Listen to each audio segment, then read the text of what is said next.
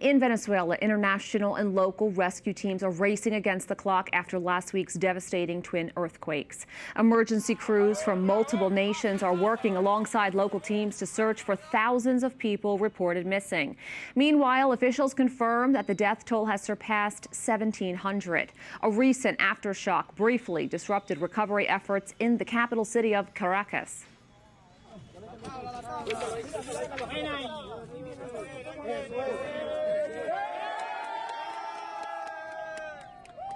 Despite passing the 72-hour mark, authorities say search and rescue efforts will remain active as emergency personnel successfully pulled a survivor from the debris today.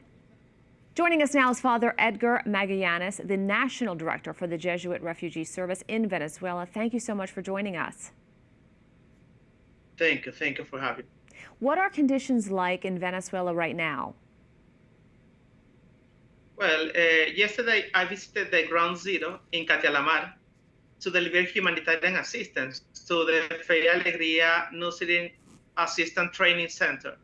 And well, it has a difficult situation because of the number of deceased people generated a difficult smell, and all people are using masks like the time of the COVID-19. So, well, we have difficulty with communication at that affected area. With the energy cuts, we have no transportation, and people in some areas feel invisible to the government, to the aid efforts. So, well, it's difficult, the situation, but we're working on it. There's a lot of resilience on those centers of Fe y Alegría. What is JRS doing on the ground in terms of aid and relief efforts? We're acting under an emergency strategy, emergency protocol of the Conference of Provincials of Latin America. So we activated that protocol. We activated a team for immediate response. And we're connecting in this moment, as first response, we're collecting 2 centers of the Society of Jesus in Caracas to send aid to the ground zone. With Fe y Alegría centers like the capacitation centers, training centers of Fe y Alegría, schools. So we are caring for our affected collaborators, teachers, and their families, as well as participants of our programs. And we are helping with humanitarian aid and connecting that center.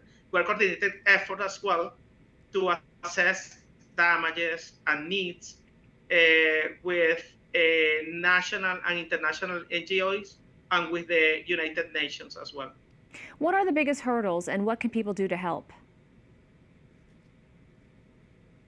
Well, I think that it's important to think not only in the immediate response. I think that solidarity is wonderful. We have received a lot of help, but we need to think not only in the short term, but in the medium and long term, because we need to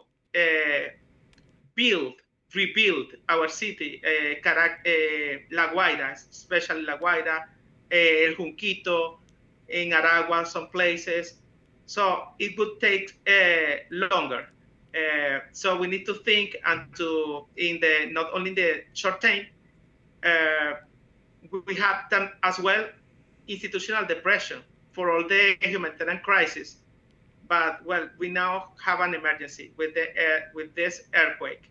So if you can help, if you wanted to help, you can do it through Unidos en la Misión, translated something like United in Mission, and you can donate in the bottom to do it.